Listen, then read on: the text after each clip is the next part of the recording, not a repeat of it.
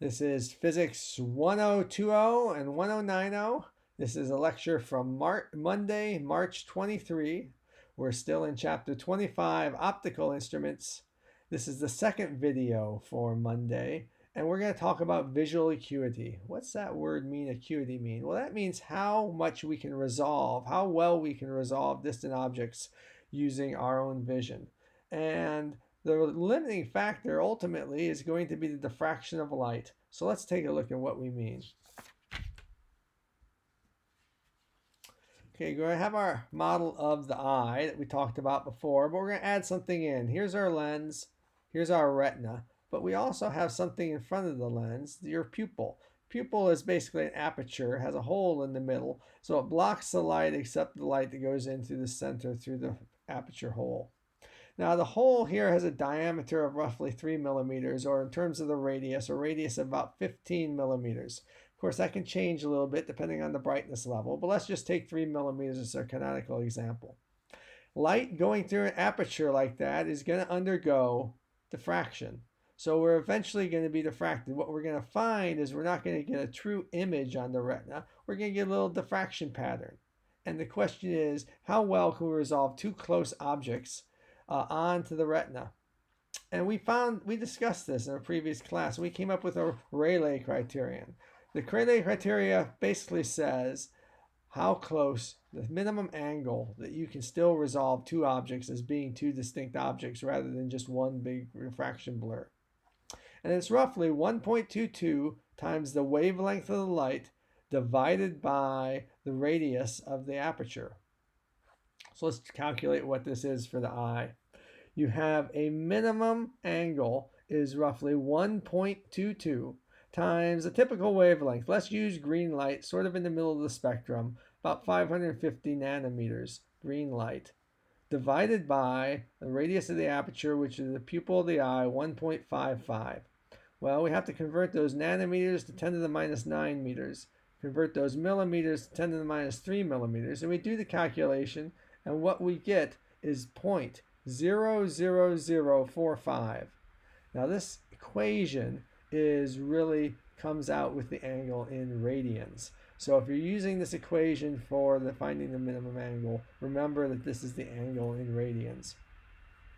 Okay, suppose we want to convert that to degrees. Well, we take our 0.00045 radians, and there's 180 degrees in pi radians. So 180 degrees divided by pi radians, and you get 0.026 degrees.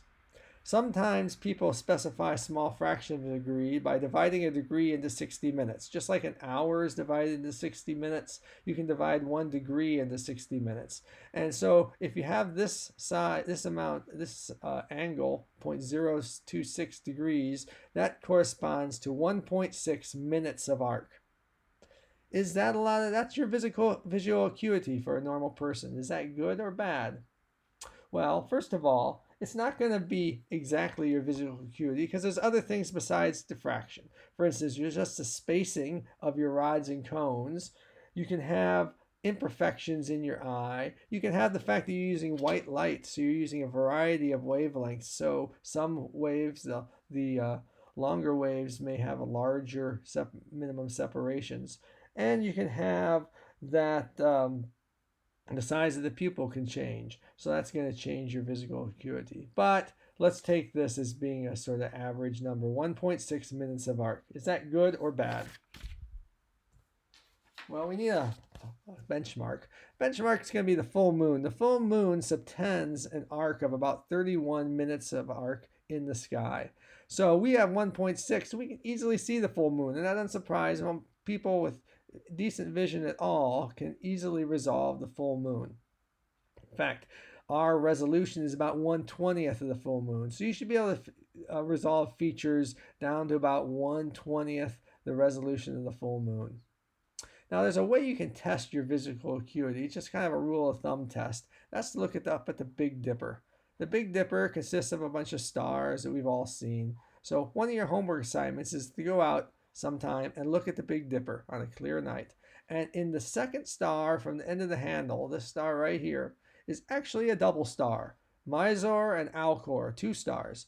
and the two stars are separated by 12 minutes of arc. Well, that's 12 minutes. That's a third of the way across the full moon. So most people can see that this is a double star, but if you happen to have poor visual acuity, you're not going to be able to tell that that's actually two stars instead of one. So go out without your glasses if you have glasses. Take a look up at the Big Dipper. See if you can tell that that second star is actually a double star. Then if you have glasses, put them on. See if you can tell whether you have a double star in Mizar and Alcor. Good way to talk about visual acuity. Now, if you are looking at your eye, the maximum density of the cones in your eye, which are the photoreceptor cells, is about 100,000 per square millimeter. That's the case very near the center of your eye, which is the best resolution. It falls off rather dramatically as you go off from the center. But the maximum cone density is about 100,000 per square millimeter. If you translate into roughly how far apart two cones are, it's roughly 3 microns in distance.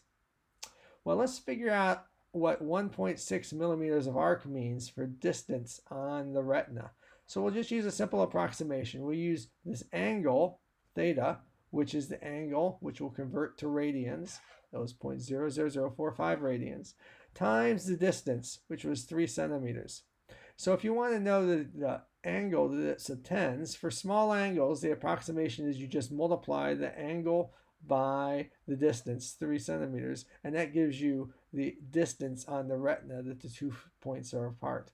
So let's try that. Y is equal to d, the distance, times theta, the angle.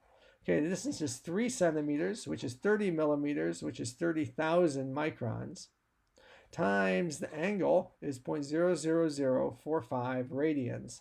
Multiply those together, you get 13 microns.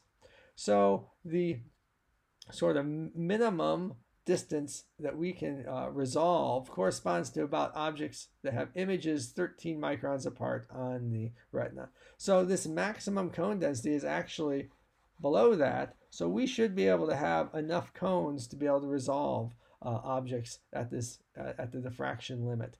Now, this is actually some of the approximation. I remember you have 3 types of cones, red, blue, and green. So if you're just talking about blue cones, they actually have a separation. But the point is that it wouldn't make much sense to make our cones any more dense than what they are at their maximum density. Because once you get down to this sort of cone resolution, you're inside the sort of blur that's created by the diffraction pattern. So to try to go down to 1 micron cone density wouldn't really be useful because you'd just be looking at different spots inside the diffraction blur. So this idea of visual acuity can kind of give us an idea of how dense the cones should be. In some ways, it gives us a limit on the evolution of the eye. There's no use evolving an eye that has cones every tenth of a micron apart because they'd just all be looking at the same thing. They'd be looking at the diffraction blur. Okay, this ends the new material that's going to be on exam 3. So we're going to have one more lecture that is going to be for Monday, and that is going to be a third video where I'll discuss the topics you need to know on exam 3. And then for Wednesday, we will go over the practice exam, which I will be sending out.